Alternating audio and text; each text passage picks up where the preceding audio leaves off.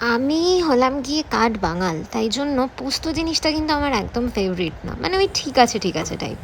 কিন্তু একটা স্পেশাল পোস্ত আছে যেটা আমার খুব ফেভারিট, আজকে ডিনারে সেটাই রাখবো। তো আজকের মেনু হচ্ছে ভাত, রসুন দিয়ে মুসুর ডাল, আর তার সাথে রয়েছে আমাদের পেঁয়াজ পোস্ত।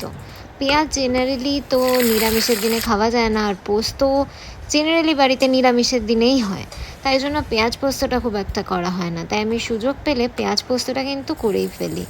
তো পেঁয়াজ পোস্ত খেতে আমার হেভি লাগে। পেঁয়াজ পোস্তর সাথে অল্প একটু তিলও মিশিয়ে নিয়েছি, আর তার সাথে আলু দেখলে প্রচুর সেদ্ধ দিয়েছি, কারণ একটুখানি আলু সেদ্ধ মাখবো, আর আলু সেদ্ধটা যে মাখবো সেটা একটু স্পেশাল। হ্যাঁ, এই পেঁয়াজ পোস্ত যখন শেষ হবে না, একটু কাঁচা সর্ষের তেল মিশিয়ে দেবে, আলাদাই টেস্ট। হ্যাঁ, আলু সেদ্ধ মাখার জন্য শুকনো লঙ্কা আর জিরা একটু ফোড়ন দিয়ে নিয়েছি, তাহলে কিন্তু আলু সেদ্ধর টেস্টটাও বেশ বেড়ে যায়। তো আজকের ডিনারের রেসিপিটা তোমার কেমন লাগলো জানিও।